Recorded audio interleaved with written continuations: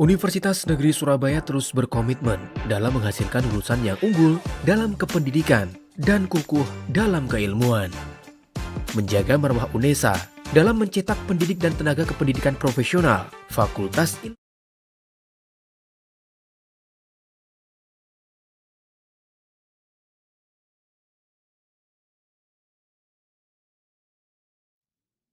Universitas Negeri Surabaya terus berkomitmen dalam menghasilkan lulusan yang unggul dalam kependidikan dan kukuh dalam keilmuan.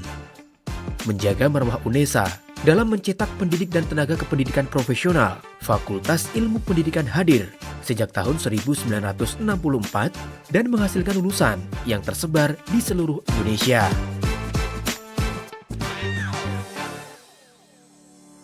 Didukung tenaga dosen yang profesional serta guru besar di berbagai bidang, kini Fakultas Ilmu Pendidikan UNESA mengelola 8 program studi sarjana, 7 program studi magister, dan 3 program studi doktoral. Fakultas Ilmu Pendidikan berkomitmen menjalankan visi dan misi untuk mewujudkan FIP handal yang merupakan singkatan dari humanis, amanah, nasionalis, disiplin, akuntabel, dan loyal.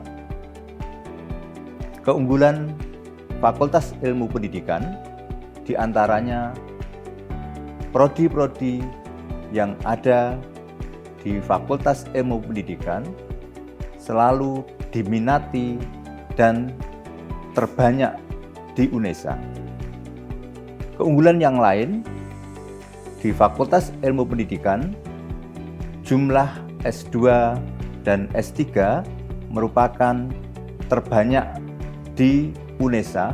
Demikian juga keunggulan yang ketiga adalah prodi-prodi yang ada di Fakultas Ilmu Pendidikan sudah terakreditasi secara nasional dan internasional dengan sangat luar biasa. Saling terintegrasi antara program studi sarjana, magister, hingga doktoral, menciptakan ekosistem belajar yang kompetitif dan menyenangkan. Terdapat 8 program studi sarjana strata 1 di antaranya.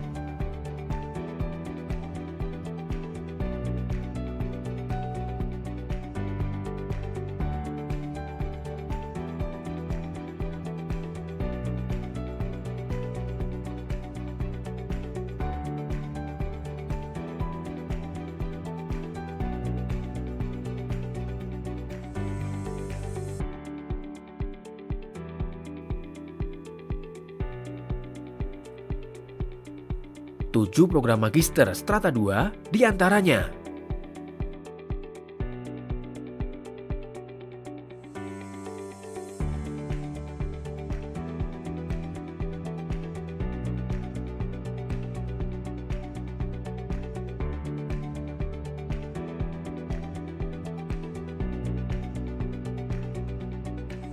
Program studi strata 3 atau doktoral di antaranya.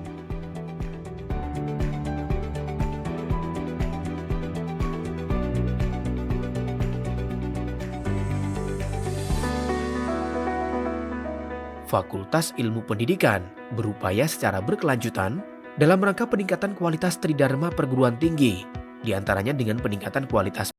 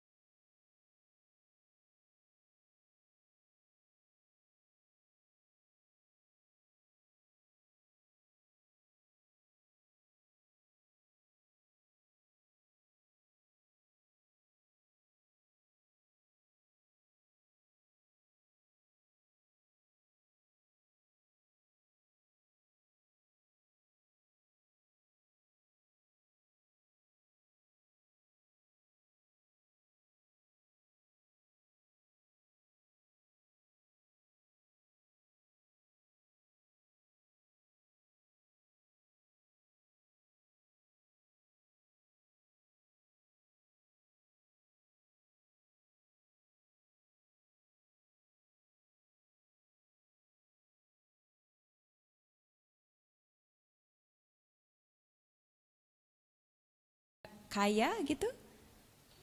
Atau yang lain? Seperti apa? Boleh menjawab? Kamu Zeki, apa Zeki? Uganda itu kalau kamu dengar kata Uganda gimana? Baru pertama kali. Okay, it is the first time for them hear about country named Uganda. Denis, they say like that. Alright, kalau begitu, let's know directly about Uganda. What kind of country like Uganda? Where is it? Place it? And how is social life there? And every new things we will know about that from Denis, right? But before we go to the main of the guest lecturer today, let me introduce our guest speaker. His name is ANGGELA DENIS. Can you repeat it? ANGGELA DENIS. Okay, ANGGELA DENIS, not Angela Denis, yeah. ANGGELA DENIS. He was born at Moroto, 5th of March 1992, and he has finished his education from Apostles of Jesus Seminary Moroto, Africa, and Siambogo University, and now he is studying in Magister program in Non-Formal Education UNESA. Give applause to him. Gitu ya. And he has so many experience about non-formal education implementation in Uganda. He was involved into so many activities in non-formal education perspective. So we will learn about that from Denis, right? He was involved as a volunteer in cooperation and development organization in Women and Equal Opportunity as a teacher and teaching program designer. So let's extend our warm welcome to our distinguished guest speaker from Uganda, ANGGELA DENIS.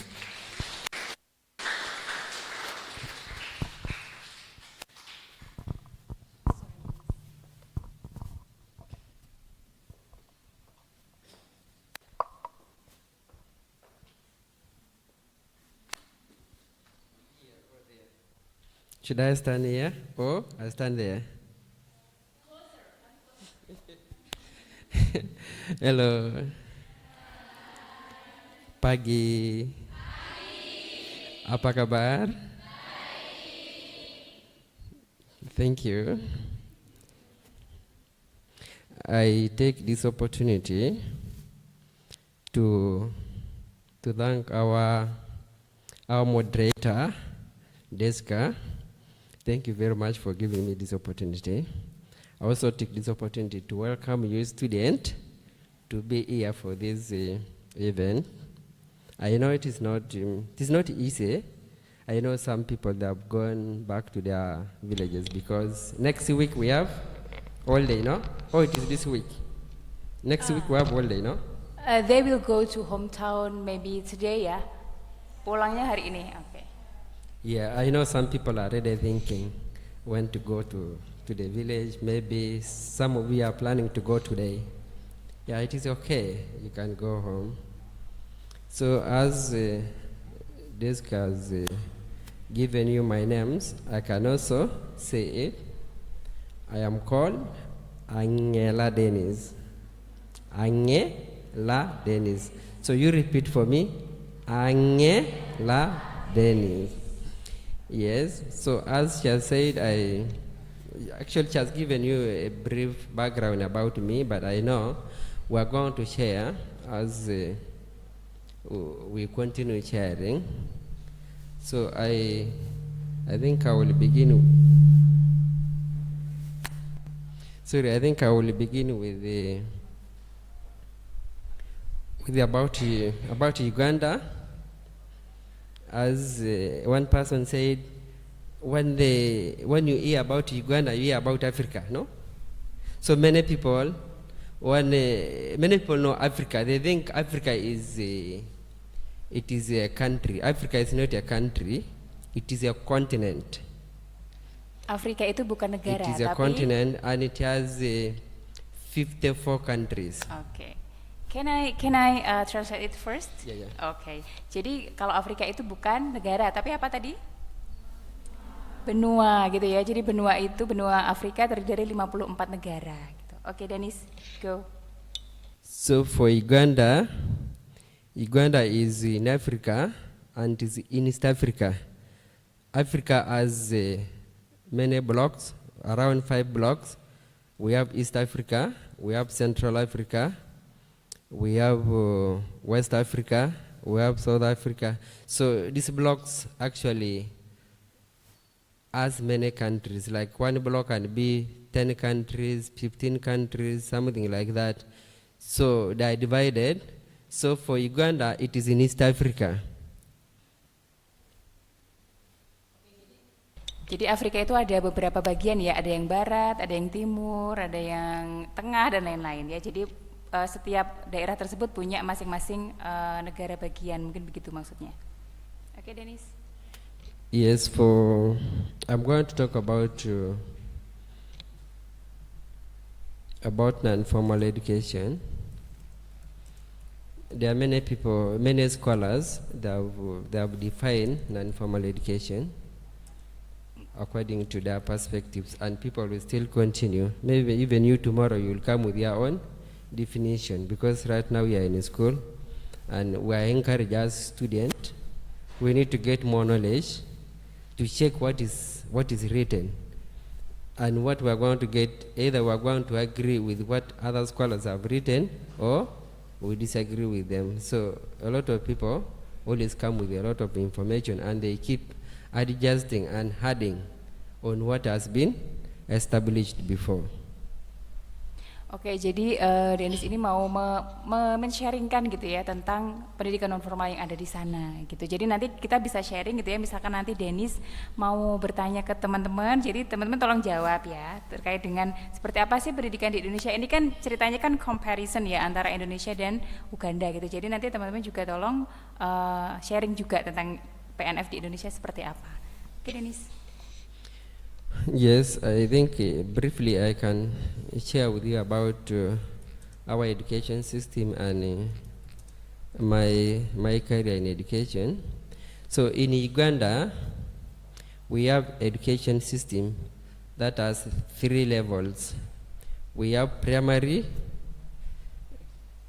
and it has 7 levels from primary 1 up to 7. Then we have secondary, where we have senior 1 up to senior 4, and we call it ordinary level. Then after senior 4, if students want to continue, they can go to A level. They call it advanced certificate of education. So when you finish senior 6, then you access the university. That is how our education system is. But before, we have elementary, like the small children of 3, 4, 5, we call it nursery. It has also 3 levels. It has baby class, it has middle class, and it has top class. So when the child completes nursery, I mean elementary, then they will go now to primary, where they will go to P1, because according to the government policies, a child can go to primary at the age of 6. They feel at that level the child can be in a position to attend that level of education. Oke, jadi sistem persekolahan di sana, sistem pendidikan di sana ya itu hampir mirip sih sebetulnya dengan di Indonesia ya. Ada primary school ya, jadi ada sekolah dasar. Sekolah dasar itu seperti kita ya, ada kalau kita kan pendidikan dasarnya mulai dari TK sampai dengan SD, sama dengan di sana. Jadi umur 7 tahun kemudian baru masuk SD, seperti itu. So for my personal education, I went to school at a big age. I can say maybe 13, 14. And my going to school, it was not the choice of my parents, it was my choice. And I went to another district to study. So in that district, of course, I joined the church school, and I was staying in a parish. So I studied up to P7. Then after my P7, I joined a secondary school for 1 year. Then after 1 year, I joined a seminary. And a seminary is for a place for those who want to study to be a priest. So me too, I wanted to be a priest. I studied there for 6 years. Then after 6 years, we were supposed to go to the major seminary in Nairobi. In my mind, I was thinking of so many things. I think by then I was very mature, so I made a decision to branch by leaving the seminary. I went to the university straight away to do bachelor's in adult and community education. So after the university, I went straight away to the world of work, because before I completed the university, I had set in my mind that by the time I complete the university, I should not go out and loiter. I should just go out and work. And that's exactly what happened. So after my university, I went out. I worked with the women desk. Women desk, it is a department within the Catholic Church, but they deal with the programs of the community. They deal with the child protection. They have programs for IGS, income generating activities for young mothers in the villages. So I worked with them for almost 4 years. Even before I got a full work with them, I volunteered with them when I was at the university for 2 years. So that gave me courage to work with them because I was ready in connection with them. So before I came here, I had to resign because I was ready, a project manager. So I had to resign to leave my work to come to Indonesia to study my master's in non-formal education. Oke, terima kasih. Semoga teman-teman memahami ya isinya ya. Jadi Denis ini sebelum sampai sini itu sudah menempuh pendidikan non formal juga. Jadi dia bersekolah di Apostles of Jesus Seminari. Namanya sekolah seminari. Pernah dengar nggak seminari? Sekolah seminari itu kalau di sini mungkin sekolah untuk pastor kalau di sini. Ya, mungkin barangkali di sana juga sama ya, seminari seperti itu. Kemudian ada sertifikatnya. Nah, kemudian setelah menyelesaikan beberapa tahun ya, tadi ada yang 4 tahun, ada yang 2 tahun gitu ya. Kemudian dia melanjutkan di Siamboku University. Jadi menempuh perkuliahan di Siamboku University, kemudian baru melanjutkan S2-nya di sini. Oke, Denis. So that is what I can share more about my career. But I know the moderator, she might ask me some questions that will make me give you more information regarding my experience about my studies, which I will be so grateful. Now I'm going to share with you about non-formal education. But before I say something, I know you know something about it. Because you are adult, no sir? You are adult, no sir? You are big. So you can give me what you know, what you heard, what you have been told about non-formal education. Alright. Nah, sebelum Denis ini memulai presentasinya tentang implementasi pendidikan non formal di sana, Denis ini mau tanya tentang ke kalian seperti apa sih PNF di Indonesia. Ayo, silahkan dicoba. Zaki, boleh Zaki? Gimana sih PNF di Indonesia so yang kamu tahu? So if you are ready, you raise up your hand. Atau if you have something about non-formal education, you feel free. This is a place for learning. I learn from you, you learn from me. No, so you tell them. Alright. This is a place for learning. Jadi kita bertukar informasi gitu. Denis kan sharing tentang Uganda nih. Nah, teman-teman juga sharing tentang Indonesia bagaimana gitu. Boleh? Gak apa-apa misalkan mau cerita di Indonesia itu dimulai dari PAUD, kemudian nanti SD dan lain sebagainya. Monggo silakan. Seperti yang kalian alami aja. Boleh, ayo berani aja, gak apa-apa. Salah pun Denis nggak tahu. Yes, I'm waiting. Ladies, I'm waiting. Ayo. I'm waiting. Ayo, nggak apa-apa, Mbak. What do you know about non-formal?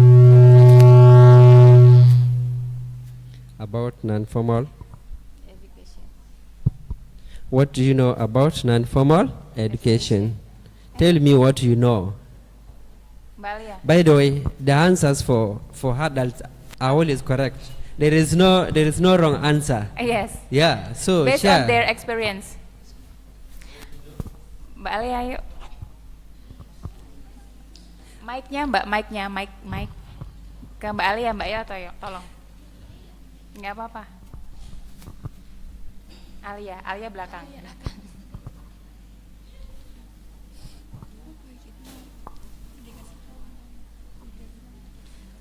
PNF itu apa sih menurut kamu gitu, Cok? Pertanyaannya.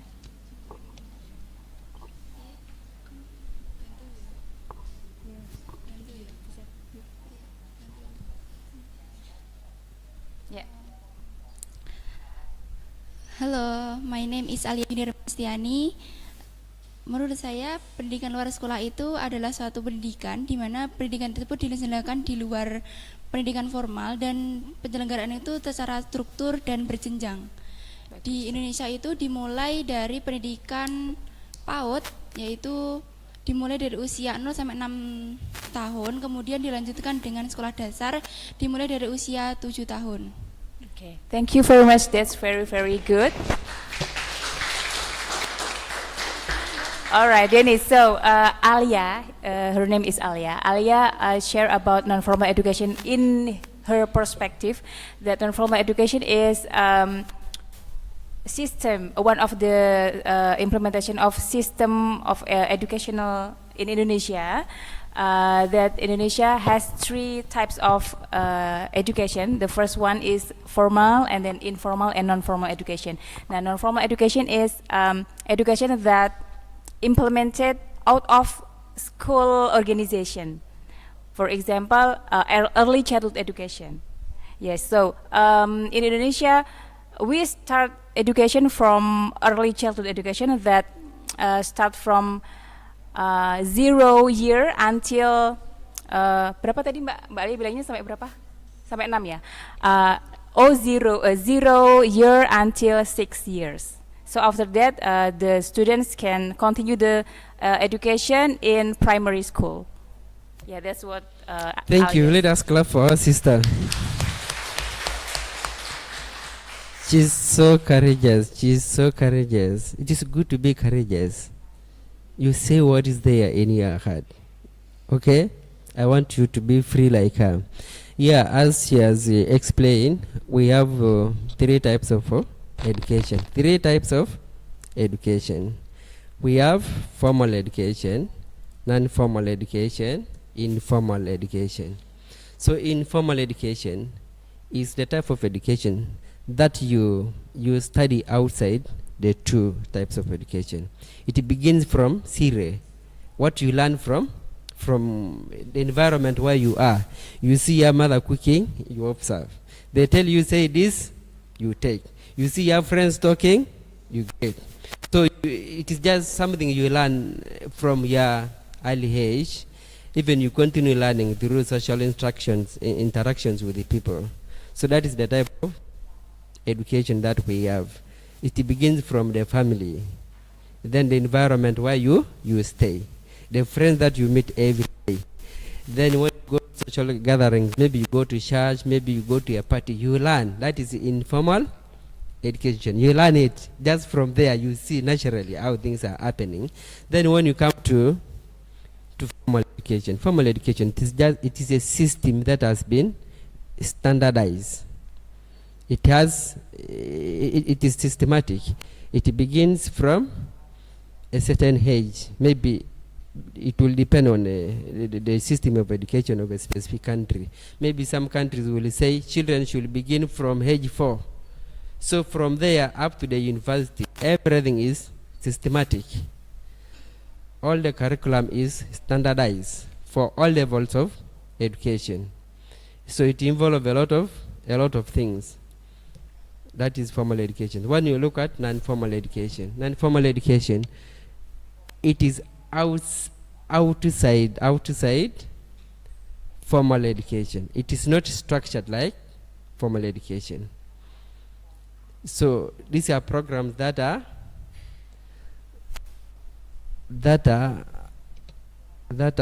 designed for specific needs of people outside formal schooling system. I can give example of non-formal education. I can say maybe mechanic program. If maybe you have a mechanic program, maybe in a specific village or a specific maybe district. So that program, so it does not have details like the way details in terms of standardization. So it is a program which is flexible. It can take anybody, whether you have gone to school or you went to school, you dropped out. So it takes you. It is a flexible program that will take anyone, long as you are ready to study it, and you can do it. Oke, jadi kalau pendidikan non formal itu hampir sama ya di sana dan di sini. Jadi kalau non formal itu berarti terstruktur dan ada standar-standar tertentu gitu ya. Kemudian kalau formal mungkin akan lebih ketat lagi terkait dengan struktur dan standarnya gitu ya. Kemudian apabila kemudian di sekolah drop out gitu ya, mungkin bisa kemudian melakukan continue pendidikannya melalui pendidikan non formal. Mungkin seperti itu ya, penjelasan secara keseluruhan Denis tadi. Oke, Denis. Okay, thank you. Then we'll look there. What are you seeing there?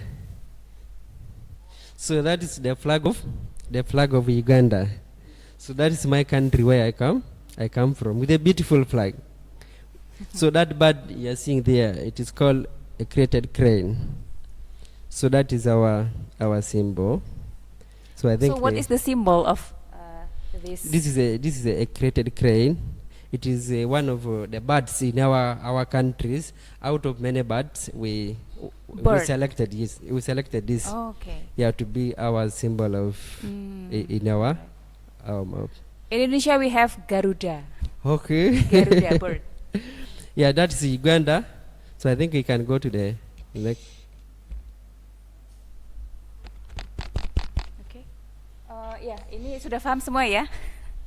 Ini adalah bendera dari Uganda. Kemudian ini adalah simbol dari negara Uganda juga. Kalau kita kan ada Garuda ya. Kalau di Uganda ada burung apa tadi namanya? Burung apa tadi namanya? Saya nggak begitu mendengar. What is the kind of bird is that?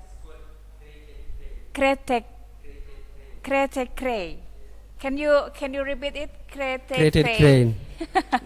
All right, very nice. Okay, this Uganda before with the current president that we have, Uganda was under the British protectorate around 1894.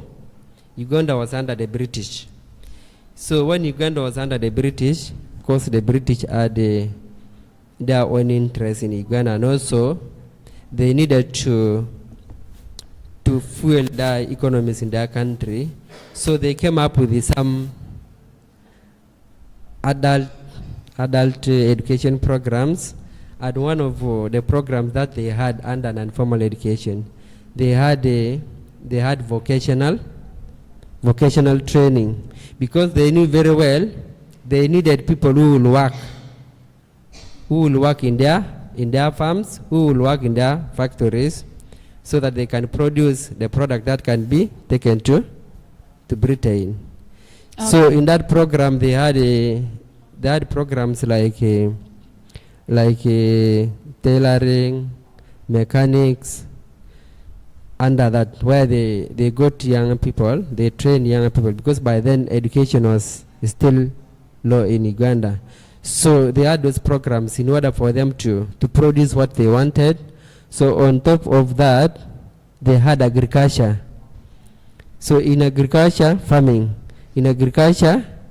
they had specific cash crops that they were producing in Uganda, especially coffee. They were producing coffee, they were producing cotton, they were producing tea, sugarcane. So for them to produce that, so they have to design programs that will make them produce that under agriculture. So they have to train. They go to young people, they go to adults, they train them on farming skills, so that production can be increased. So also under that we have, of course, religion. Religion was actually a very important institution in Uganda by then, even up to today. Also, religions open a lot of institutions, especially for adult programs, because they wanted to get people who will work with them. So they had programs like adult literacy, where they were teaching adults on how to read, how to write, numeracy, because they wanted to work with them. So that's why they came up with those programs under that time when Uganda was under the British. But of course, after that, Uganda was under the British almost for 68 years. 68 years under the British. So in 1962, Uganda got independence from the British. So since then, so the government has to expand the programs that the British had before, so that they can make more production. So that's what happened in Uganda concerning non-formal education. So then you can look at there. Uganda is a landlocked country located in East Africa, as I told you before. Uganda is in East Africa, one of the blocks in Africa. It is bordered by Kenya to the east, Tanzania to the south, Rwanda to southwest,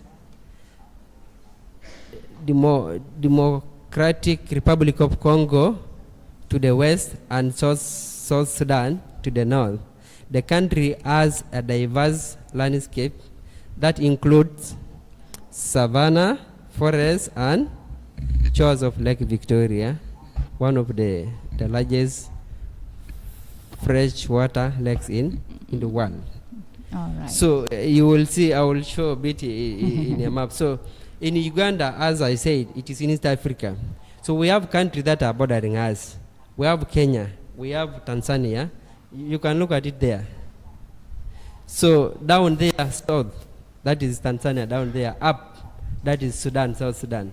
Then on the east, that is Kenya. Then the other side, Rwanda and Congo.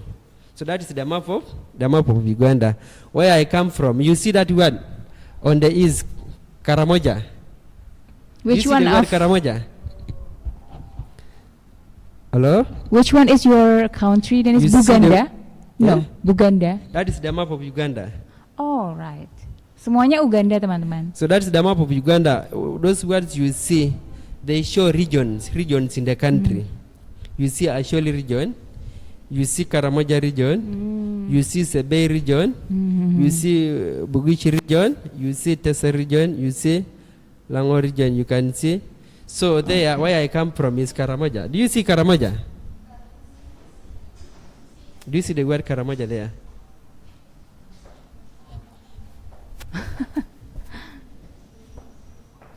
This is my place. This is where I come from.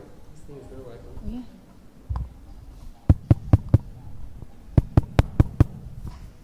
Maybe you can louder. So this is where I come from. This is my place.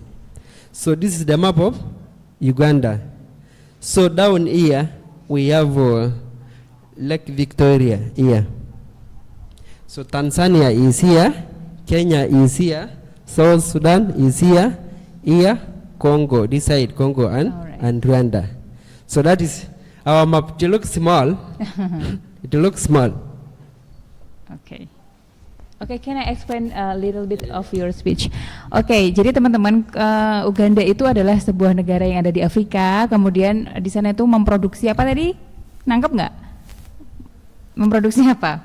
Kopi ya, salah satunya. Ada beberapa tadi yang disebutkan sama Denis gitu ya. Kemudian ada beberapa program yang mana bisa meningkatkan produksi dari sumber daya alam yang ada di sana, begitu ya. Oke, Denis. Next, Mas.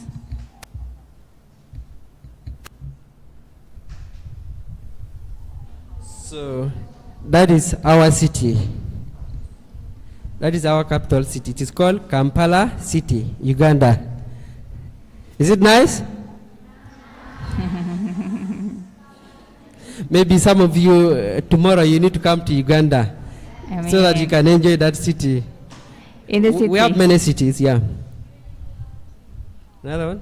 Oke, ini adalah potret dari kotanya ya, kota yang ada di Kampala, right? Kampala City. Kampala City. Mungkin itu adalah is it the It's like Jakarta. This is like Jakarta. Oh yes, Jakarta Capital or city is Jakarta. Surabaya. Our capital city is Kampala. Oke, Kampala. Jadi kayak apa namanya, ibu kotanya gitu ya. But we are now have new apa namanya ibu kota tuh? Ibu kota. Now it's not Jakarta, but we have IKN. You have changed. Yes, change. Wow, Not change the name, but the area is the place, no so. replaced. Okay. Replaced Thank you very from much. Jakarta to IKN Yeah. in Kalimantan continent. Okay. So next. Next, Mas. So that is another city. So that one is called, that is Jinja, but you might not see buildings there, but just the view of the place. So it is called Jinja City. So we have, you can see a bridge there. We have a new bridge that was constructed recently by the Chinese. Very beautiful place. So that is Uganda. Next. So that is also another city. It is called Mbale. Mbale. Yeah. So that is also another city. We go. Next, Mas. So this is a family structure. I just selected nuclear. I did not put all. So in Uganda, the same way Indonesia as a country, even as in Uganda, we treasure the family most. We put the family into consideration. The family is the first unit of the society in Uganda, and the government has put so many policies to protect the family. So you can see the other family with 2 children. You can see that one with 4 children. By the way, do you know that guy? So this guy here. What do you mean with nuclear family? A nuclear family is where a father, a mother, and children. All right. A father, Keluarga kecil a kalau di mother, sini. plus children. Alright.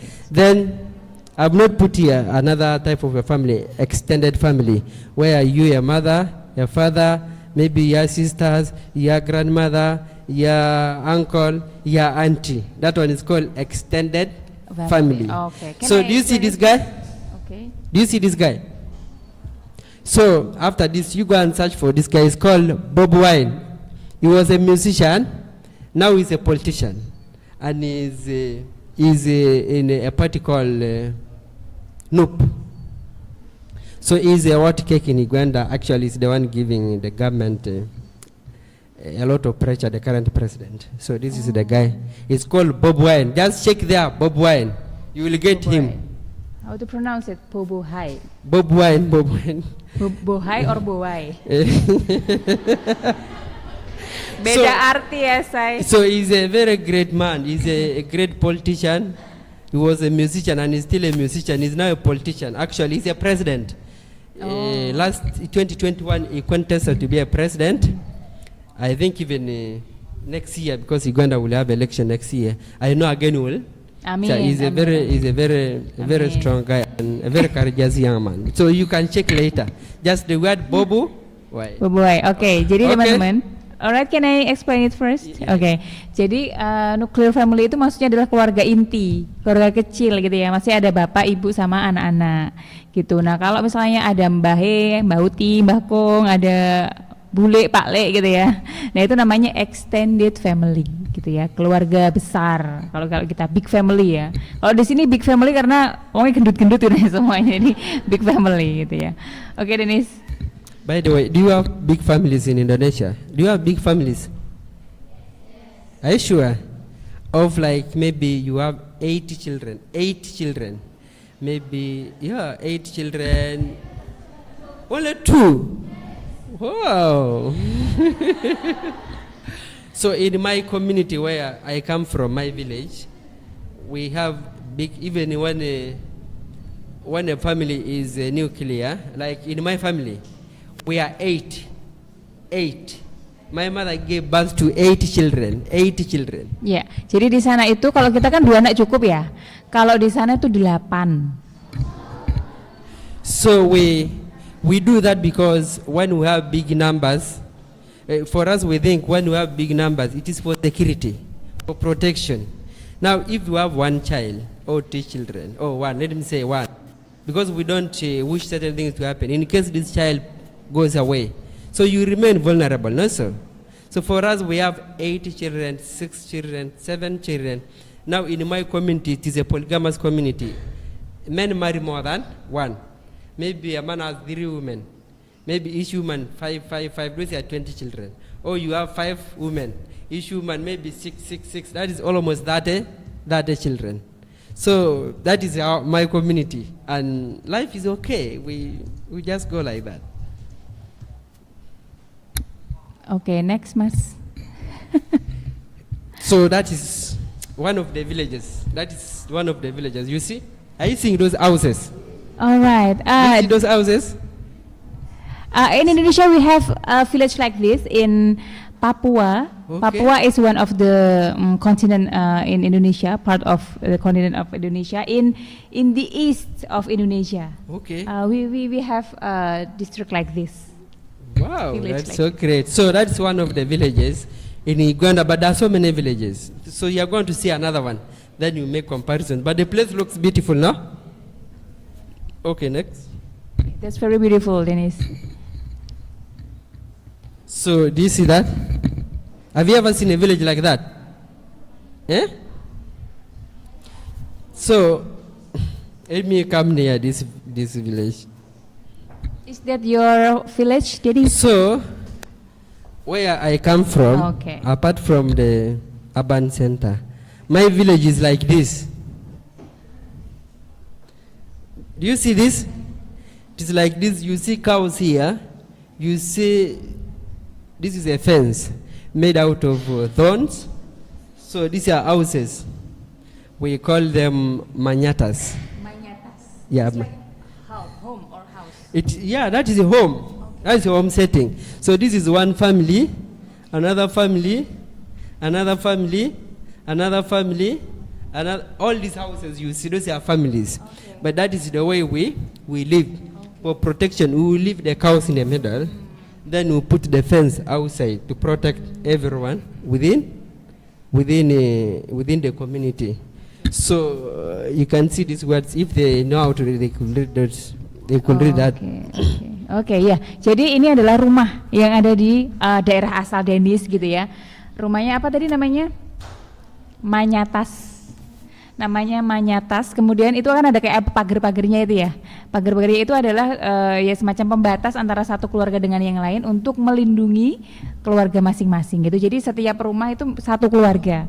One home is for one nuclear family. So this is my setting, but this is not exactly where I stay, but my family, actually where I stay, my village is like this. Okay. Yeah. So you can see there, up there, the Karamojong homesteads, known as Manyatas, are central aspect of the Karamojong community, a way of life in the northern Uganda. These traditional structures play a significant role in fostering unity, security, harmony within the DENIS group. The Karamojong Manyatas are typically composed of several huts arranged in a circular or semicircular formation. These huts are built using natural materials like wood, mud, which are readily available in environment. The homesteads are surrounded by a fence made of thorny bushes or wooden poles protecting wild animals and intruders. So that is our setting. So all that information is explaining why we build it like that, for protection. So we feel, because in my community sometimes we fight for animals. So another district comes here and the warriors come and they take out the other side. So when you build in that way, so you can know that somebody is attacking your neighbor. So it is our responsibility as a community to come together to protect each other. That's why we build like that. Oke, jadi ini adalah rumahnya yang ada di sana gitu ya. Yang rumahnya itu terbuat dari, ada yang dari jerami, kemudian campuran antara jerami, kemudian tanah liat, ya. Jadi masih alami semuanya dari ranting pohon dan lain sebagainya. Itu semua adalah untuk memprotek keluarga, begitu ya. So until now, Denis, the shape of the house is like this. Until now. Yes. All right.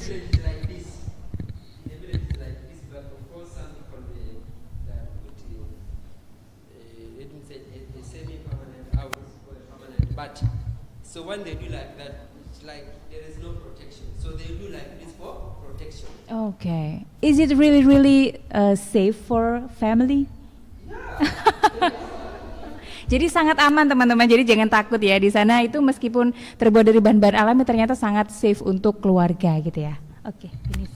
So unless you want to ask questions, if you want to ask questions, you are free. Do they have something to ask? The students do. Ada yang mau tanya ke Denis mungkin tentang social life di sana atau mungkin di sana seperti apa? Ayo silakan bertanya. Mumpung ada narasumber asli ya dari Uganda.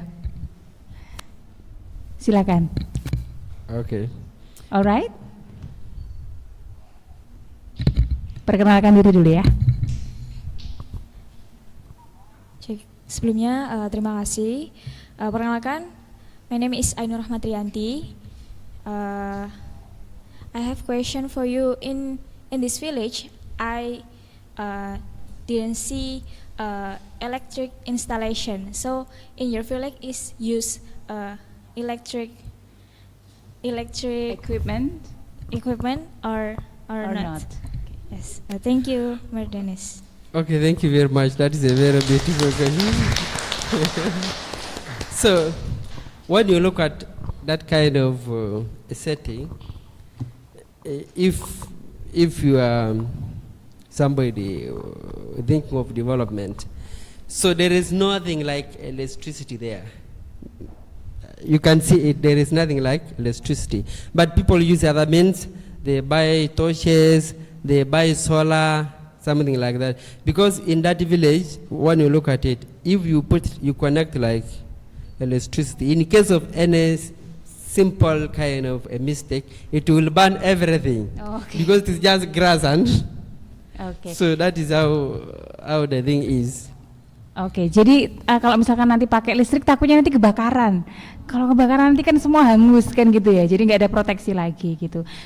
Mau tanya lagi mungkin dari pernyataannya Denis? Boleh, silakan. Mic-nya Mbak. Yang belakang. They can continue, they can ask Okay. later. Oke, Mbak tadi yang mau tanya lagi? Oh iya, boleh. Jadi untuk kemajuan teknologinya untuk penggunaan dalam sistem pendidikannya itu seperti apa? Kalau emang antisipasi karena penggunaan listrik di sana kan bahayanya kebakaran di rumahnya gitu kan, Bu. Okay. Terima kasih. So what kind of technologies that you use in your country or especially in your village? What is kind of equipment that you use by technology? So I can say the one thing that we use in my village, we use mobile phones. All right. Yeah, but the phones that we use in my village, it is not like smartphones. We have a button phone. I've not seen in Indonesia a button phone, a small phone with buttons. Okay. So which is okay for villagers, people who have never gone to school. They can just they use buttons because their numbers are there. So they cannot operate a smartphone except those who have gone to school. They are the ones who use smartphones. Alright. Yeah. So, jadi mereka pakainya pakai HP juga Mbak, tetapi HP yang mungkin HP yang lama itu loh, HP yang mungkin Nokia atau apa yang jadul itu ya, mungkin seperti itu. So, Denis, how about your electricity? Do you use that in your house? Yeah, we have electricity in town. In this village? Yeah, no, we Yeah. we use solars. Solar. Oh, I We see. use solar system for villages. Solar system. Yeah, but not Energy from sun, isn't it? You buy at personal level a solar, then you can use for charging your phone. Okay. Yeah. Oh, pakai solar. So that's what we use. But not, of course, not the whole country. This is only a specific region. alright. So other regions, they use power. They don't have houses like this. This is just one Karamoja, my place, Okay, okay. where I come from. It's like this. Oke, jadi kalau di desa nggak pakai electricity ya teman-teman, pakainya energi solar. Tetapi kalau solar system is like sun technologies or It's just a kind of system you can put under the sun. alright. Oh, oke. Oke. Energi tenaga matahari teman-teman yang dipakai itu. Gitu. Jadi kalau yang di desa pakainya energi matahari, tetapi kalau di kota tetap pakai electricity, cuman sebagian besar dari mereka pakainya bukan Android ya, tetapi HP-nya adalah HP yang pakai baterai kayak dulu itu loh. Mungkin kalian pernah mengalami. Alright. Next, Mas. So yeah, in Uganda we have different religious composition in Uganda. Uganda is a religious diverse country with Christianity, Catholics, Anglicans, and Pentecostals, and Islam. There are also traditional African religions and small communities of other faiths. So in Uganda, we have other religions in Uganda. For you, if you want to come, don't say maybe if I go to Africa, I will not pray because the Muslim community is not there. No, it is there. We have the Muslim community in Uganda. So if you come to Uganda, you will still go to your Muslim community to pray. So we have Christianity. If you are Catholic, if you want to come to Uganda, you will go to Catholic. If you are Protestant, if you come to Uganda, you will go to Protestant. If you are born again, we have so many religions. By the way, in Africa, I think in all world, many people in Africa pray. If you go like almost in the cities, you will find even the whole week people will be praying. They have their programs. They can say overnight, they pray the whole night till morning, singing, dancing, all those things they do. So you need to plan to come to Africa. Maybe Uganda, maybe Tanzania, maybe Kenya, maybe South Africa, maybe Rwanda. You think of any country, you will get the things that are here in Indonesia. Alright. Jadi di Afrika itu ada beberapa agama gitu ya. Ada yang ada di sini dijelaskan ada Anglican, ada Kristen, ada Katolik ya, kemudian ada Pentecostals, juga ada Islamnya juga. But in Indonesia, Denis, may I explain? Indonesia, we have 6 religion in Indonesia: Islam, Christian, Catholic, and how to say Buddha? Yes, and then Hindu. Yes, Buddha, Hindu, and also satunya apa? Yes, Konghucu. All right, we have 6. Yeah, but of course, the big percentage is for Muslim. Oh yes, of course. Most of us are Muslim. Okay. We go to next. So you can look at that. So that is, what is that? You know that? Eh? You know that? So that is a Catholic. So you can see bishops the other side, bishops, priests the other side. So you can see that side nuns. Those are sisters. I know you have seen them in Indonesia, no? Are they there in Indonesia? They are there, no, sir? Yeah. Yes, it is exist in Indonesia. Yeah. So next. You know that? Is that Protestant? No. Tanya dia ini agama Protestan. So that is your community. So if you come to Uganda, you will enjoy. You go there and pray. So that is I just selected the 2 religions, but there are so many religions in Uganda. So what they need to know is, in case they come to Uganda, they will have no problem. When it comes to faith, they can go to their community to pray. For those who are Catholics, they go. For those who are Muslims, they go. For those who are Anglicans, Pentecostals, they have where they can be safe. Oke, jadi di sana tuh bebas mau memeluk agama apa dan mau mengambil kepercayaan apa gitu ya. Oke, Denis. Next. Okay, now we are now in the real program now. That is why we are here today. That is the introduction.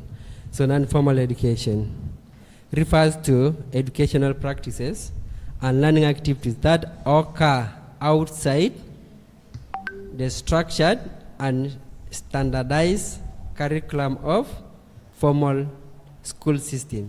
It is characterized by its flexibility, adaptability, responsiveness to the diverse needs of the learners. Non-formal education programs encompasses a wide range of educational initiatives, including community-based education programs, adult literacy classes, vocational training, and life skills workshops. Unlike formal education, non-formal education programs does not follow rigid timetable or standardized exams, but instead offers a more learner-centered approach that emphasizes practical skills and real-world applications.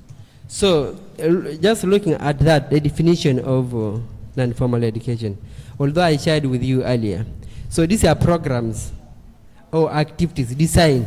Tomorrow it can be designed by you, it can be designed by DESIKA, or it can be designed, because if you are after development, you can sit down, like for us who are studying this program at the university, we're in the right place, and you should be the ones actually to design programs that can help the communities in terms of development.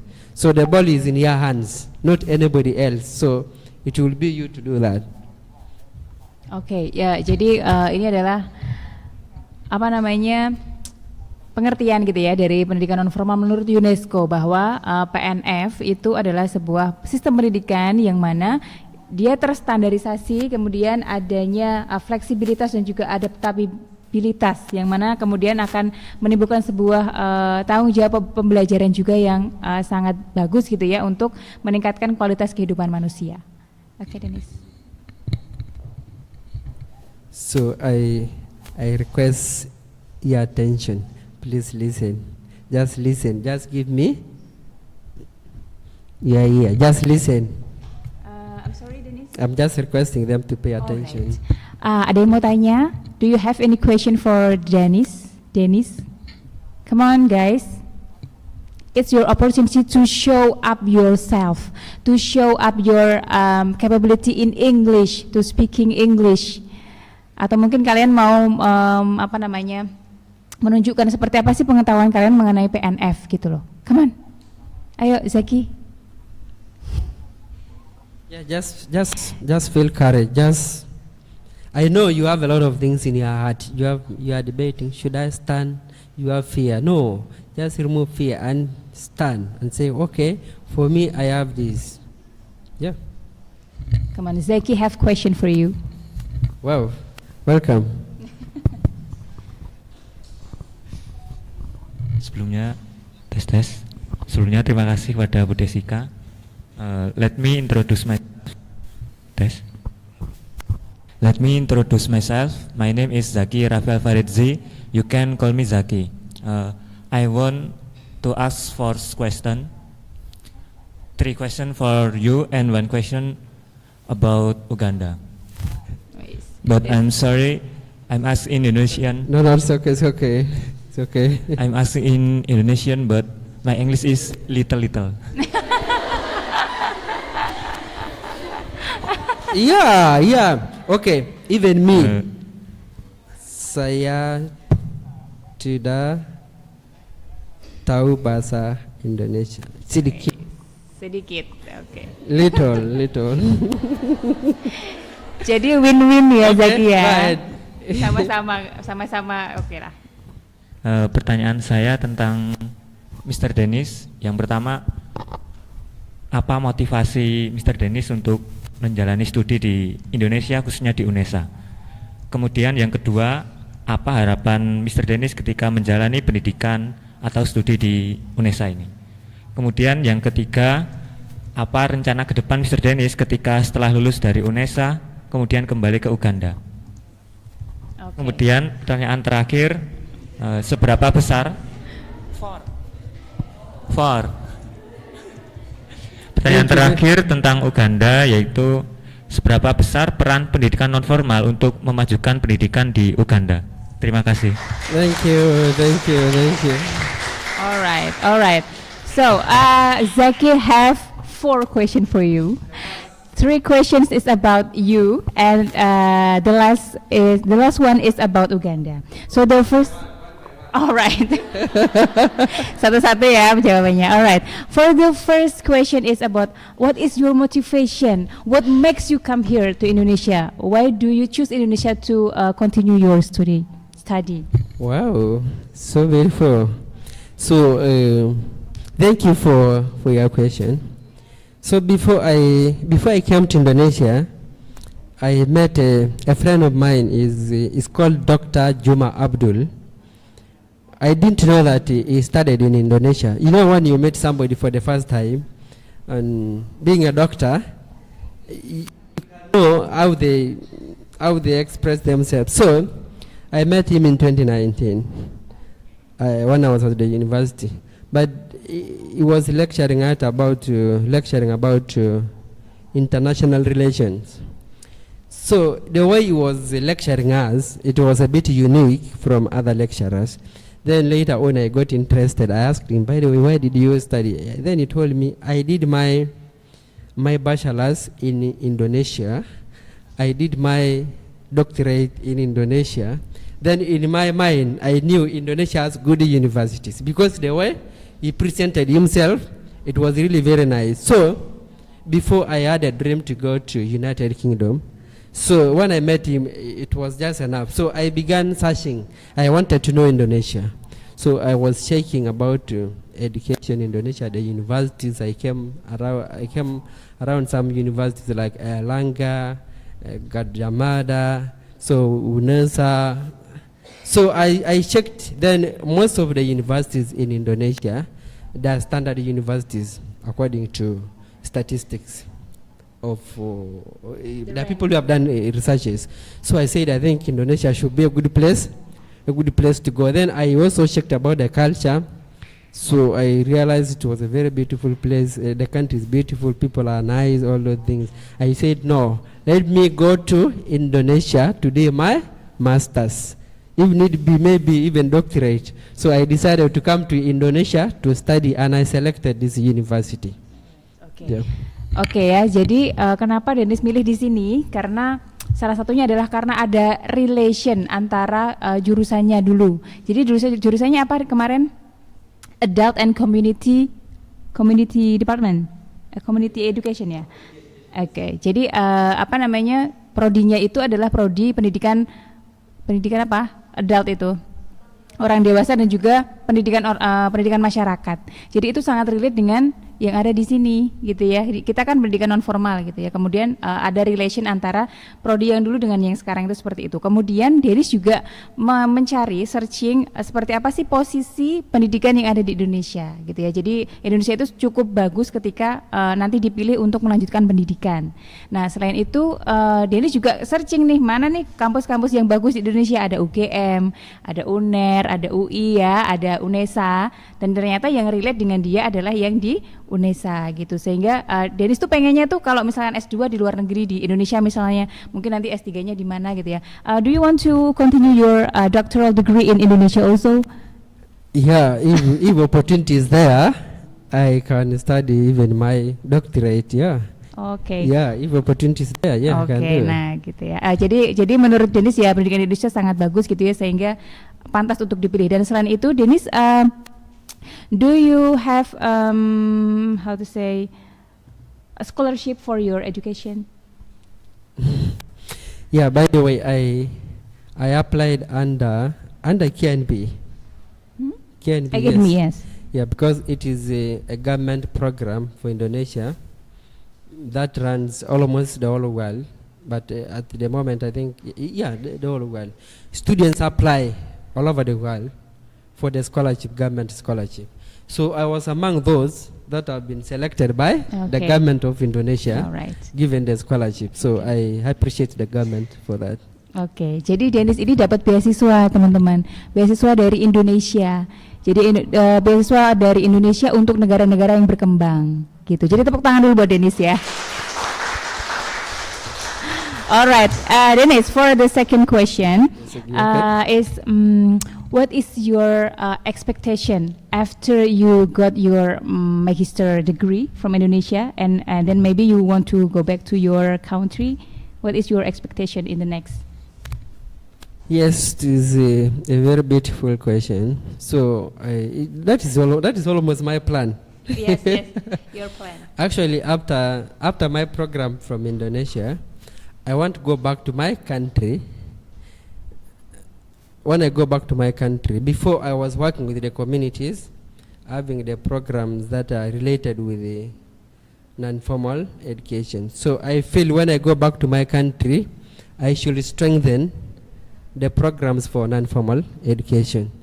Maybe designing programs that will help my community, that will help my country. So by doing that, I will contribute to the development of my country. Alright, bagus banget cita-citanya Denis itu kalau udah balik ke sana mau mengembangkan masyarakat yang ada di sana. Wow, luar biasa ya, keren banget. Iya. Nah, selain itu beliau juga ingin mengembangkan masyarakat yang ada di sana melalui berbagai macam program pendidikan non formal yang ada di sana, sehingga ini adalah cita-cita yang baik. Maka dari itu teman-teman semangat juga ya untuk terus belajar di PNF.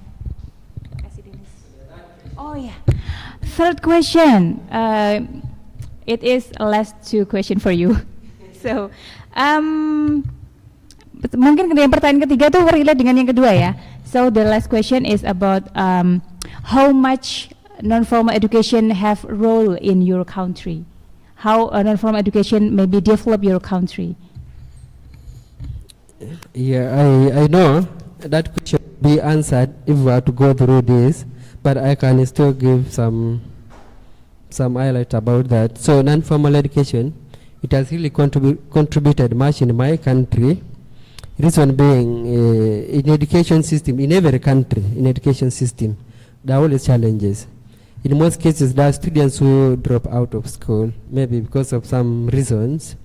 So in my country, because of non-formal education programs, so it has really helped the country in terms of development, because it has designed programs that are really centered to help people in villages to get skills that will make them to be creative. They create jobs for themselves, they open businesses. By doing that, actually they are contributing to the development of the government. And also these programs in my country, they have closed the gap between formal education and non-formal education, in a way that those who did not complete formal education system, or they dropped earlier, or they did not go. So when they get these programs of non-formal education, actually, that gap is reduced. And the country is moving, progressing in terms of development. Okay. Yeah. Nah, jadi apa namanya? Tadi pertanyaannya sampai lupa. Pertanyaannya adalah peran PNF ya yang ada di sana. Jadi di sana itu PNF sangat berpengaruh baik begitu ya terhadap pendidikan yang ada di sana, karena itu ada banyak anak-anak yang putus sekolah. Selain itu mungkin jangkauan antara pendidikan formal dengan yang dicapai oleh masyarakat di sana itu sangat jauh gitu ya, sehingga pendidikan non formal ini sangat membantu, terutama karena kalau PNF di kita ada tiga fungsi ya, sebagai apa?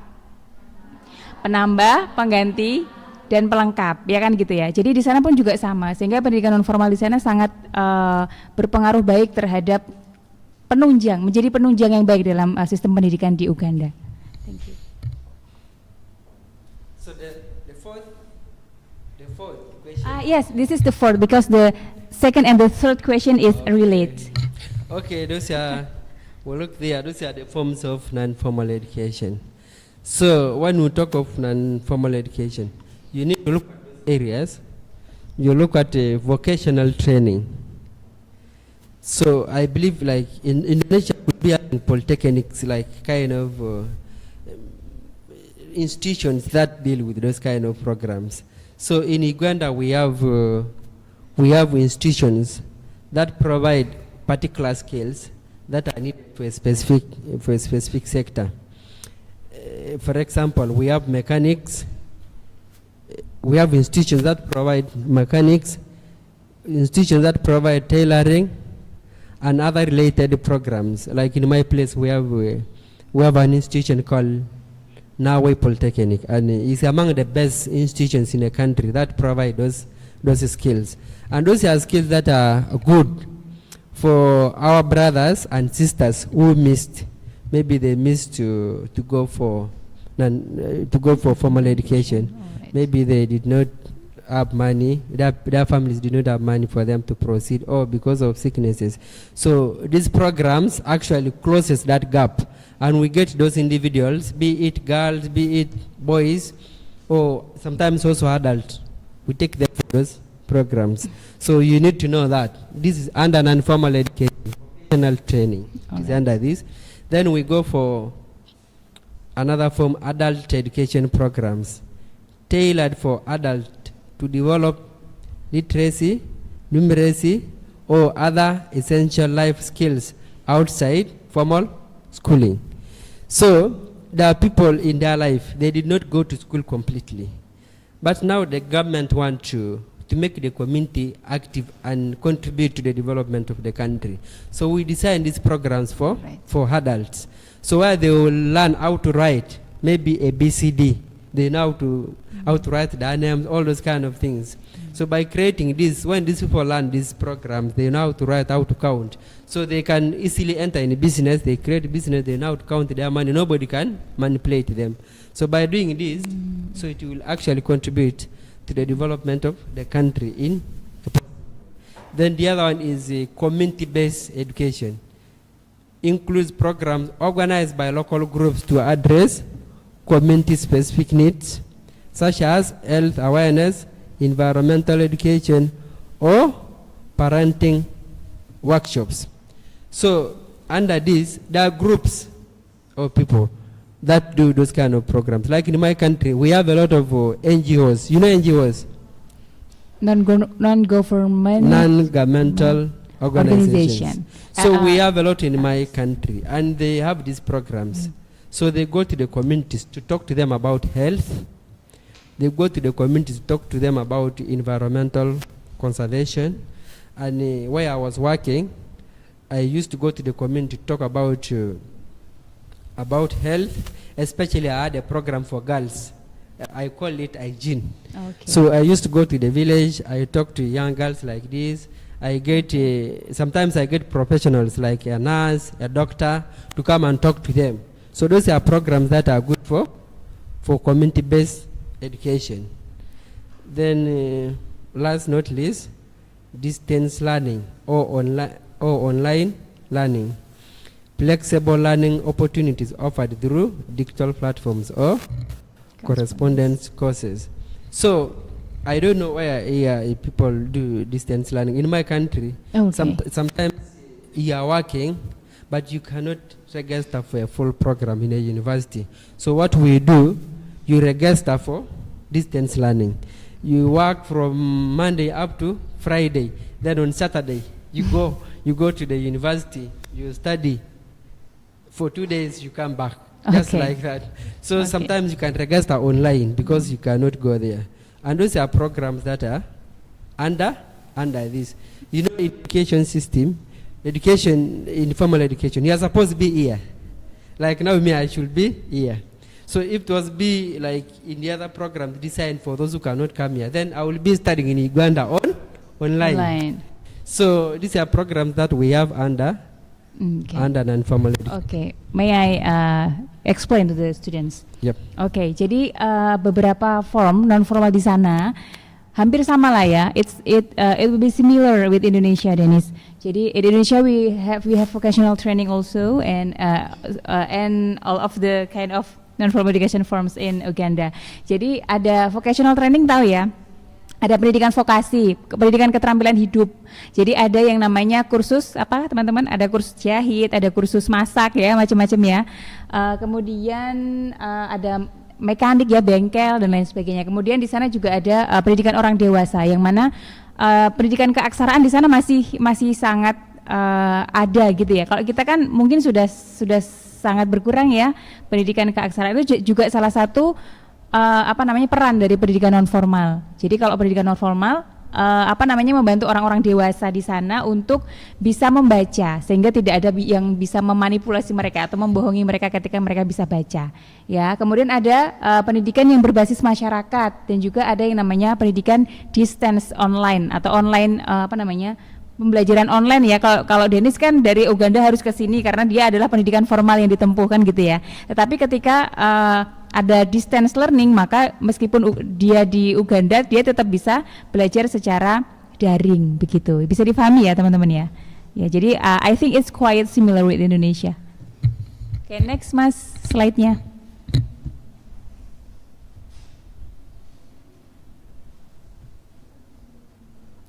Yes, apart from the forms, we can now look at here.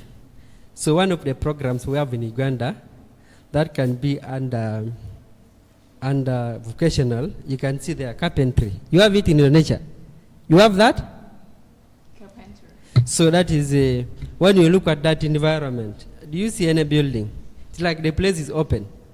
So these programs are sometimes for people in town, in an urban center, for villages. Like this picture, this is completely from the village.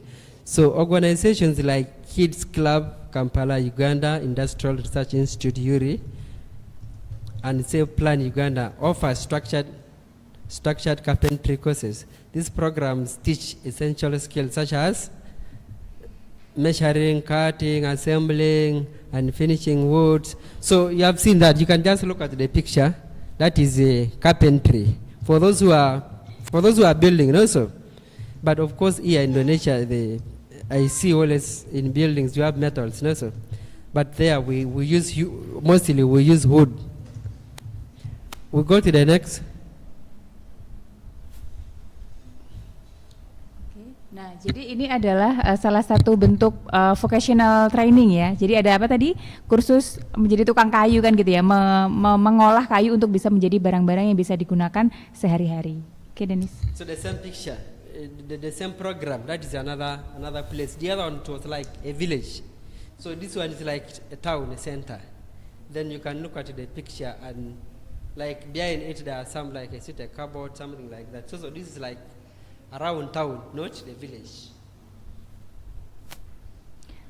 Oke, jadi yang bisa mengikuti ini juga semua umur sebetulnya, tetapi kebanyakan adalah para pemuda yang ikut pelatihan carpenter ini. Carpenter tahu ya, tukang kayu ya, di sana seperti itu. So this program, when you look at that picture, then particularly under non-formal education aims to equip with the practical skills to improve the livelihoods. This program often target vulnerable groups, including school dropouts, unemployed youth, providing them with hands-on training in workshop, woodworking, and furniture making. So, as you look at in that picture, so these are people who dropped out of school, formal education. They did not complete formal education. Maybe they dropped in a P3, P2, maybe P5. Now, for them to get a job tomorrow, to work somewhere, so they have to be trained in carpentry, so that when somebody is building the house, they can go there to become a mason, at least to get employed where they can get something to take care of their families. Okay, next. Yeah. Next, Mas. So you see there hairdressing. So hairdressing programs in Uganda, particularly under and formal education initiatives, are designed to empower youth, especially women, by equipping them with practical skills for economic independence. These programs often target disadvantaged communities, providing accessible training in hairdressing and cosmetology without requiring formal education qualifications. So when you look at those girls, those are young girls in the village.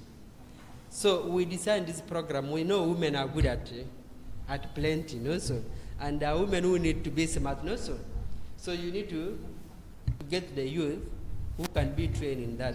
And when you look at that, the statement says, without any qualification. In formal education, you need qualification. Maybe to come for any program, they will tell you, okay, you should have this document, you should pass like this. But for this one, you don't need any qualification. The only thing you need is interest. If you are interested to do the program, they enroll you. So by the end of the day, you can see them there. That is the program we have in Uganda. Oke. Nah, jadi kalau pendidikan non formal itu kan tidak memerlukan kualifikasi pendidikan gitu ya. Semua umur boleh. Kemudian background apapun hayu gitu ya. Jadi semuanya boleh ikut untuk kegiatan ini. Nah, salah satunya adalah hairdressing atau kita mungkin mengenalnya hairdo ya kalau di sini ya. Ada MUA, ada hairdo gitu ya. Kalau di sana hairdressing. Nah, ini apa sih kegiatannya? Yaitu itu loh, mengkepang rambut. Kalau di sana kan rambutnya memang sangat unik ya. Maksudnya memang secara umum adalah rambutnya yang seperti kita lihat ya, seperti pernah kita lihat. Kemudian di sana, kemudian orang-orang yang kurang mendapatkan pendidikan formal itu bisa mengikuti pelatihan ini sehingga nanti bisa meningkatkan kemandirian mereka secara ekonomi, begitu. Oke, Denis. Next slide. So we see there is mechanic. Still look at the image there. You see the structure. You look at the structure, the way it is. So these are youth who are enrolled for these programs. They come from different places, maybe within the urban center, from villages. Sometimes they get those who completed maybe P7 and they did not go to secondary, so they enroll them in this, so that they can be in a position to repair cars, repair motorcycles, maybe like engines, like especially in case somebody's machine is spoiled, they can always be consulted. By doing this, so it makes them get some skills that will make them enter in the world of job, instead of being just there in the village. When they get these skills, then they are enrolled in some other organizations that have programs that relate to this. Like where I was working in the Olo place, we have many cars. So out of many cars, we had a garage. So in that garage, we needed people who know these skills. So we could get some youth from the village. We take them to the garage direct. They learn as they do, not to train, just take them there, so that they can see how those who have existed, those who have been working there, do things practically. So they learn from there. When they finish, we make them work within organization, because we had cars. Like cars need to be serviced maybe after 3 months, after 6 months, something like that. So it was really a very nice thing for them to have such kind of. Oke. Ya, jadi ada apa namanya pelatihan mekanik gitu ya, bengkel ya kalau di kita ya. Jadi mereka langsung belajar langsung di garage itu apa? Di bengkel ya, langsung di bengkelnya. Kemudian kebanyakan yang mengikuti itu adalah para pemuda yang ada di sana. Kemudian mereka diberikan vocational skill. Salah satunya adalah mekanik ini, gitu. Denis, maybe your time is last for 10 minutes maybe. I'm so sorry, your time lasts for 10 minutes. Okay, just a minute. I want them to stand for a minute, Jessica. Just a minute. Let them stand for a minute. Let them stand for a minute. Do you have any question anymore? Okay, Mbak Dian. Jessica, let them stand. All of them stand. Okay. I request you, all of you stand. Stand. Oh, okay, stand up. Stand up. All of you stand up. Stand up. Stand up. Maybe one of the students have question for you. Yeah. So, you follow my instructions, eh? You do as I do, eh? You do as I.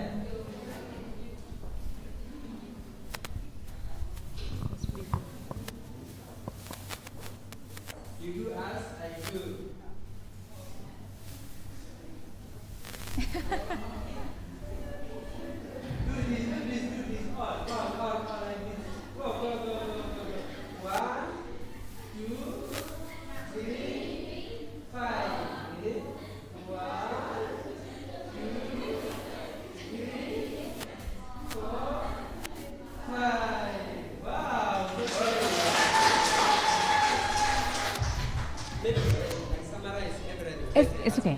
Okay. Okay, Mbak Dian. Thank you very much. Okay, take a seat, guys. Okay, thank you. Mr. Angela, which program is most widely participated in by the people of Uganda, and what factors influence their preference in choosing that program? Does the program truly provide long-term benefits for them, or are there external factors that make it more popular than other programs? You know what I mean? Okay. Yes, I got. All right. So in designing programs for adults or for community development, in most cases we are supposed to involve the community. We go there, we get the community, we sit with them, we identify together with them. They tell us what they have as their problems. They will even tell us what they want to be solved. So when you get that program, then you design a program that suits what the people said. So in my country, programs that the designers of community development programs involve the community. Those are programs that are popular in my country, and those are programs that have impact because people who are there, the community people who are there, they put their ideas in the program they want. So, and when those programs are designed, and those are programs that the community sometimes actually they sustain that program because it is their initiative. They told, like if you go to the community, they tell you, okay, Jessica, if you want to help us, do this. So when they come up with that, so that's what you need to do. And that program can be sustainable because the community wants. So the program that people design outside without the community, those programs die off because the community does not want them. Okay. So the program is based on need identification. Yeah, it needs identification, needs analysis. You need to identify together with the community and you design, okay. And those programs are sustainable. Oke, ya jadi gitu ya Mbak Dian. Jadi di sana itu program-programnya adalah menyesuaikan dengan kebutuhan yang ada dulu. Jadi butuhnya apa baru kemudian diberikan, bukan kemudian dari pemerintah ya. Pemerintah punya ide apa kemudian diberikan kepada masyarakat secara random, itu bukan seperti itu, tapi menyesuaikan dengan kebutuhan yang ada, begitu ya. Seperti itu Mbak Dian jawabannya.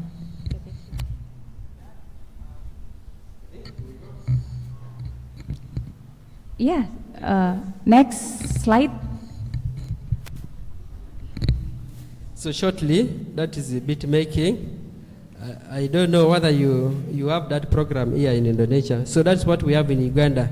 Women sit down and they use papers. Those are papers. They use papers to make beads.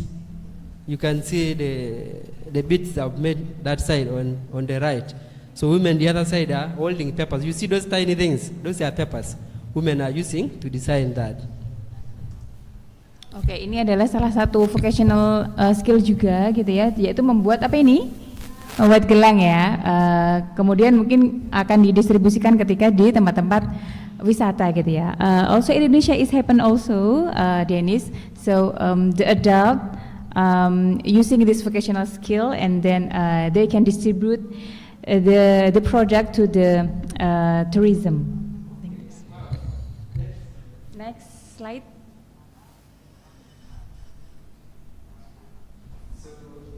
Those are literacy programs. You can see people seated under trees. There is no table, there is no chair, there is no desk. That is from the village. Those are for people who did not go to those programs, are organized in a village. And sometimes these programs are done by the government of Uganda and different institutions. They are also done by NGOs, by designing programs that are relevant to the community, especially people in a village. As you see in the image, those are people, women from the village. Men also could be there. That is how we have literacy programs for the community. You can even see old people. Are you seeing the first two images? So those are old women. So they want to know these skills. They want to know how to count, how to write, maybe something like that. Next. Oke, jadi di sini adalah literasi ya. Indonesia we have literacy also, but now Denis, the phenomena is that literacy for adult education is not exist anymore, because the literacy for us is increasing. So I think the literacy for adult education is not exist anymore. But it still be the nice program for us. Okay. So in that picture you see computers.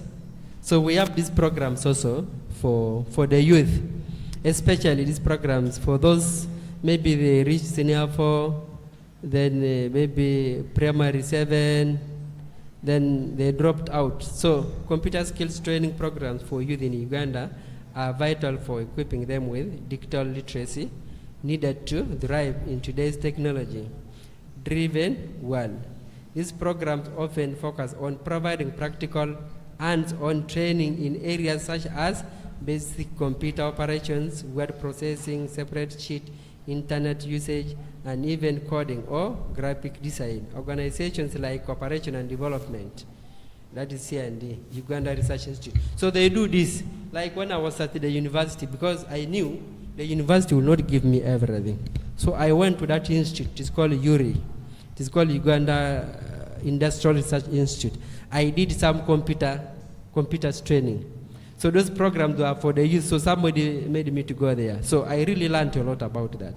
So those programs are helpful to the young men. When they finish, they open small shops where they can print, they can, like within around the university, they type the students' work, all those kind of things. So they're really useful to the young people. Oke, nah di sana juga ada pelatihan komputer teman-teman ya. Di sana bisa dibantu untuk belajar tentang desain, kemudian tentang bagaimana mengoperasikan Microsoft Word, kemudian spreadsheet dan lain-lain. Semuanya itu berguna gitu ya untuk kehidupan masa depan. And Denis, maybe I want to give additional information about literacy in Indonesia. So literacy in Indonesia is not only just by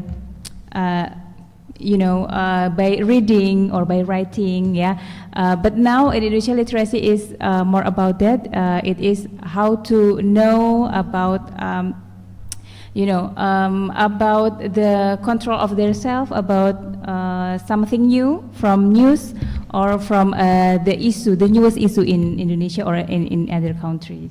So I think literacy that you mean literacy to the adult, that they have to know about ABCs or 1, 2, 3 or something like that. I think more about it in Indonesia right now. Even in Uganda, because when you teach them literacy, they can because of what they have taught, they can get some other information, maybe written in the local language. They can read, maybe the news, when they read news in the local language, they can, something like that. Or when they take something to sell in the market, they know how to count their money. Or even if they are told to sign something, they can sign. Yeah. So I think literacy is will be exist a long time that we live in. Yeah. In the world. Next, Mas. So what do you do there? What do you see there? So that is a beekeeping program. Beekeeping programs in Uganda are designed to empower youth by providing them with practical skills in apiculture. These programs are especially beneficial for rural communities as they require minimal land and resources while offering significant economic and environmental benefits. Organizations like Caritas, Bunya, Ngabu, Keepers Cooperative, BBC, and Kara Tunga Foundation. So, especially in my community where I come from, we have a lot of land. We have a lot of land. People are not staying there. So programs like this, so organizations come to the community, they get young people, especially youth, they register them in this program, they give them boxes. So that the youth take those boxes to the bush. They place them in bushes where the bee can identify. And then as time goes, they count the month they have told, then they start harvesting their honey. And honey is very expensive. So I don't know how much it is in Indonesia, but in my country it is a very expensive original. If you want original honey, you come to my place in my country. We have original honey. Oke, jadi di sana ada pengambilan madu ya, panen madu seperti itu. Jadi di daerahnya DENIS aslinya itu ada banyak peternakan bee seperti ini, sehingga bisa menjadi komoditas yang mahal di sana. And in Indonesia we have also like this, and I think the very natural bee like this, madu tuh apa? Madu? Honey. The very natural honey is super expensive in Indonesia. It is the same with Uganda. Oh ya.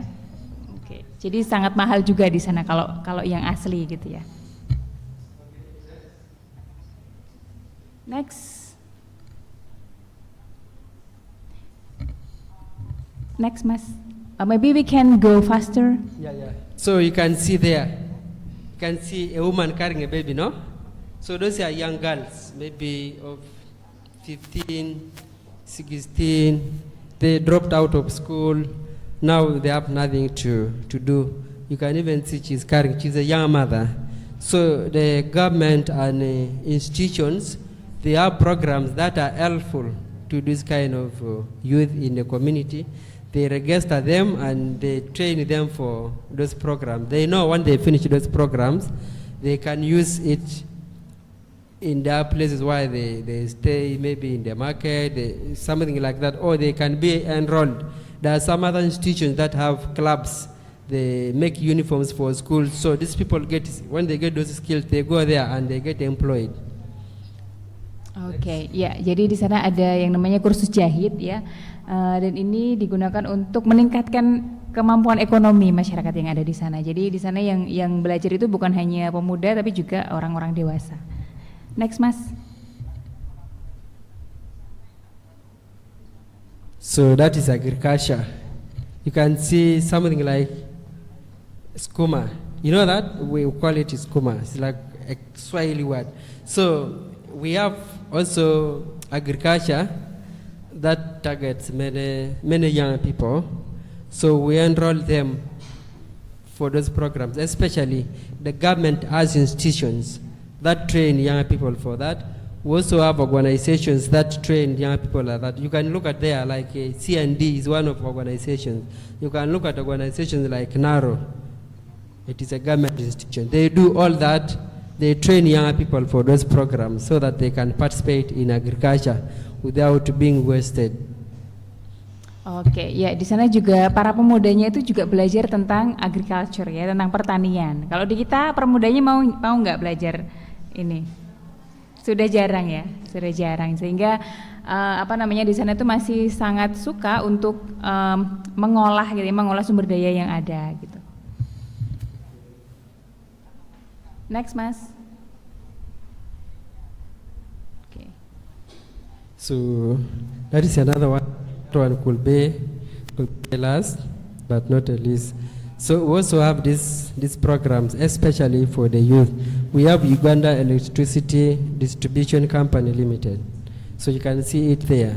So this institution, actually, it has played a big role in training younger people in electronic installation.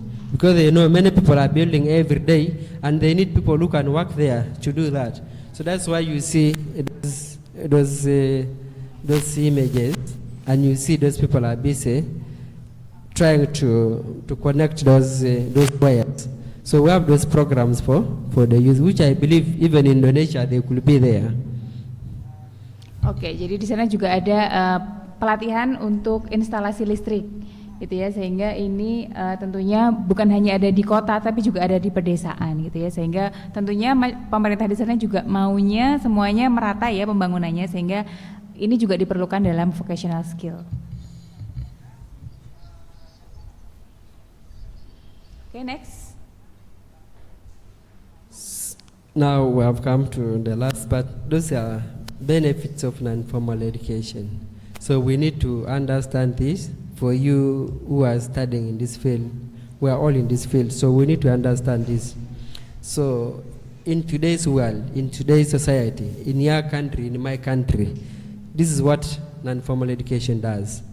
Address literacy gaps, provide basic literacy and numeracy skills to individuals in rural and marginalized communities. Although DESIKA said in Indonesia it is a bit, the level of literacy is high, means many people are in school, but that's what happens in countries that are developing. Then secondly, enhances employability, offers vocational training that improves jobs, prospect and economic opportunities.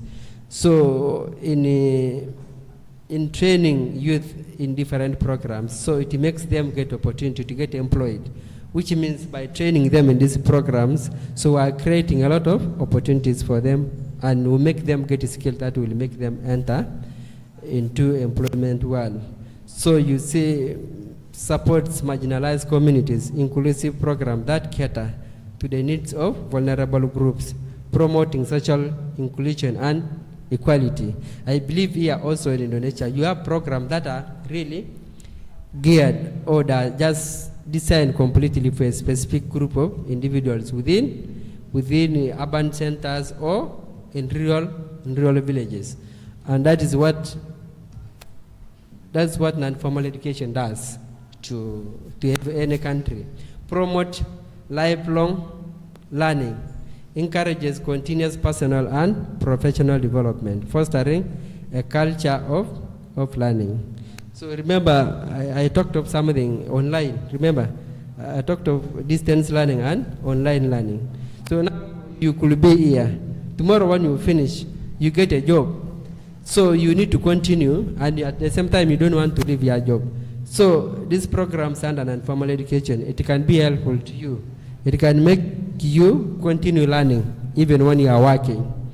Then last, boost community development, empower individuals with knowledge and skills to address local challenges and contribute to community improvement.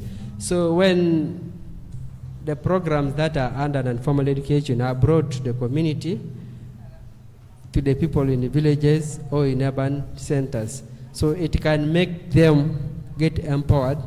When they get empowered, that is the power of the community, because everybody will be in a position to work, and they earn money that will make them take care of their families, and also they enter into businesses that will make also the government to get some revenues from them. So that is what non-formal education does to any country, any society.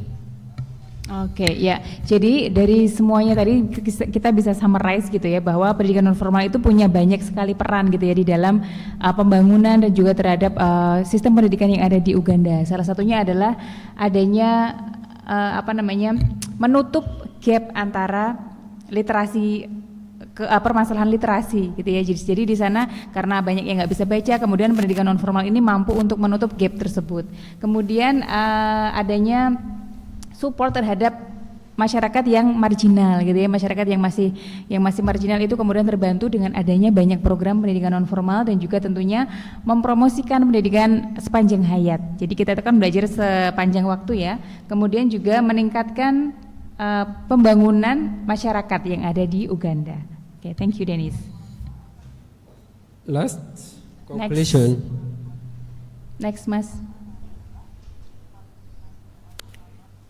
So in conclusion, non-formal education is a vital element of educational sector, providing flexible, inclusive learning opportunities that cater to the diverse needs of the learners by focusing on practical skills and real-world applications. Non-formal education plays a very important role in solving educational disparities, enhancing employability, and supporting marginalized communities in both urban and rural areas.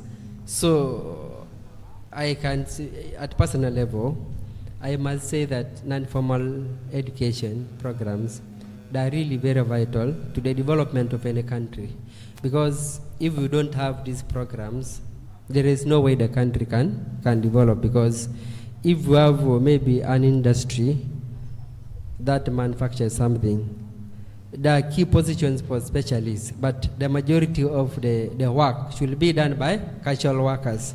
And you need people who have been trained under these programs. So by doing that, it means it is a program for non-formal education. They have to move together with formal education. So formal education cannot do everything without non-formal education. So non-formal education should be considered highly so that the government can achieve any plan they have for their country.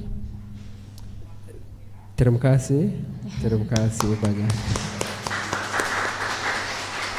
All right, thank you very much, Denis. You can take your seat.